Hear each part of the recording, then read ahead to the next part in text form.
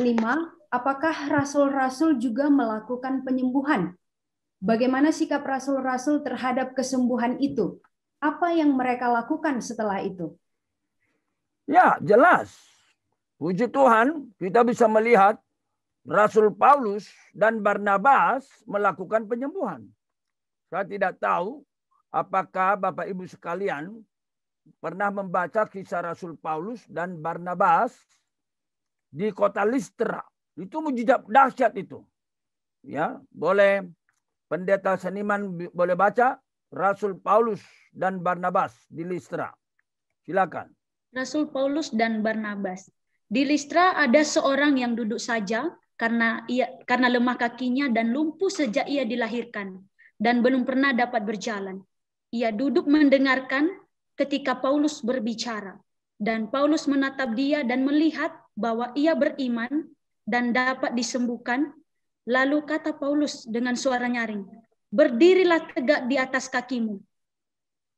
Dan orang itu melonjak berdiri lalu berjalan kian kemari. Ketika orang banyak melihat apa yang telah diperbuat Paulus, mereka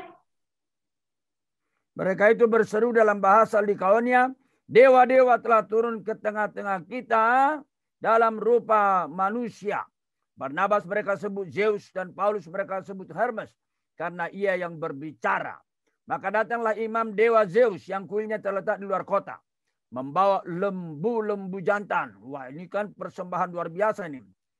Ya, pasti Paulus dan Barnabas tidak pernah bilang, "Datang saya sembuhkan, bawa duit bayar." Enggak.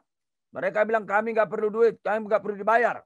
Namun demikian, datanglah imam dewa Zeus, kuilnya terletak di luar kota, membawa lembu jantan dan karangan-karangan bunga ke pintu gerbang kota untuk mempersembahkan korban bersama dengan orang banyak kepada rasul-rasul itu. Lihat ini. Jadi apakah rasul-rasul itu mendapatkan untung yang besar dari penyembuhan yang asli dari Tuhan? Ya, bisa. Bisa. Inilah yang terjadi. Dengan orang banyak kepada rasul. Itu sebabnya tidak sedikit orang yang tadinya kere, pendeta kere, begitu dia ada karunia penyembuhan, mujizat, dia menjadi kaya raya luar biasa. Dia punya kondominium. Itulah yang dilakukan oleh Benny Hinn yang disebut pendeta yang dikaruniai mujizat raksasa. Tetapi kalau dengar nanti video sebelum ini, saya bahas Benny Hinn oleh ponakannya dikatakan dia penipu. Ya. Mendengar itu Barnabas. Nah, apa reaksi Barnabas dan Paulus? Mendengar itu Barnabas dan Paulus mengoyakkan pakaian mereka, lalu terjun ke tengah-tengah orang banyak itu. Perhatikan itu. Mereka tidak berkata, "Terima kasih, bawa lagi dong, lebih banyak lembunya. Ada lagi enggak kambingnya, dombanya?" Ya. Ya, boleh pendeta seniman baca mendengar itu. Mendengar itu, Barnabas dan Paulus mengoyakkan pakaian mereka, lalu terjun ke tengah-tengah orang banyak itu sambil berseru, "Hai kamu sekalian, mengapa kamu berbuat demikian? Kami ini adalah manusia biasa sama seperti kamu. Kami ada di sini untuk memberitakan Injil kepada kamu, supaya kamu meninggalkan perbuatan sia-sia ini dan berbalik kepada Allah yang hidup, yang telah menjadikan langit dan bumi, laut dan segala isinya." Itu dia. Jadi perhatikan, yang dihotbahkan Paulus adalah pertobatan. Injil pertobatan. Jadi jangan Injil palsu. Injil mujizat, Injil penyembuhan. Ya. Kami di sini memberitakan Injil. Tolong dilihat ini. Pelototin ini.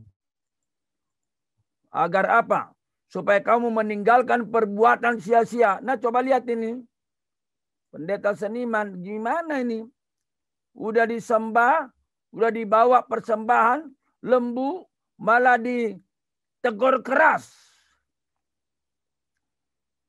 Karena tujuan mereka bukan meninggikan diri mereka. Sekali lagi. Karena tujuan adanya penyembuhan bukanlah untuk diri mereka.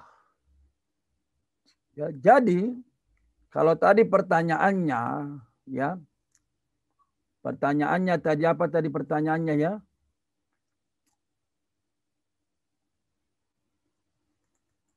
Apakah rasul-rasul juga melakukan penyembuhan? Ya. Bagaimana sikap rasul-rasul terhadap kesembuhan itu? Tetap mereka jaga supaya hati mereka lurus kepada Allah. Tidak kepada orang, tidak kepada lembu, tidak kepada kambing, tidak kepada materi, tidak kepada dolar, tidak kepada mobil. Apa yang mereka lakukan setelah itu? Kalau ada kesalahan, mereka protes. Mereka kritik. Itu yang kita lihat tadi. Ya. Jadi bersyukur kepada Allah. Itu harus dilakukan oleh semua pendeta yang betul-betul telah mengalami mujizat dari Tuhan. Karunia mujizat. Bersyukur kepada Tuhan. Ya, bersyukur. Tolong Wiwi baca. Yang pertama, bersyukur kepada Allah. Kedua, tidak mengambil kesempatan untuk diri sendiri. Ketiga, selalu fokus kepada Allah, firman Allah, bukan mujizat. Tidak pernah ada upacara pelayanan penyembuhan. Berani mengkoreksi, menegur kesesatan. Itu dia. Ini harus diingatin. Siapapun dia, kita doakan. Bersyukur kepada Allah. Jangan mengambil kesempatan untuk diri sendiri. Kita ini lemah, kita ini masih manusia biasa. Memang kita nggak kuat mengalami godaan pujian, disanjung tinggi, nggak kuat. Dipuji, dipuja, nggak kuat. Kita bisa semakin baik, tapi rendah hati kita sudah tidak lagi murni. Dan seringkali begitu kita sudah hebat, dipuji-puja, apa yang terjadi? Kita tidak berani lagi mengoreksi orang. Ini bahaya. Padahal salah, katakan salah. Harus begitu. Berani mengoreksi, menegur kesesatan. Maka tadi kita baca, Paulus berkata, ya, ayat berapa tadi itu? Ayatnya yang ke-15. Tolong dibaca lagi sekali lagi, Wi. Hai kamu sekalian, mengapa kamu berbuat demikian? Kami ini adalah manusia biasa, sama seperti kamu. Kami ada di sini untuk memberitakan Injil kepada kamu, supaya kamu meninggalkan perbuatan sia-sia ini dan berbalik kepada Allah. Itu dia, bertobat kamu. Ya.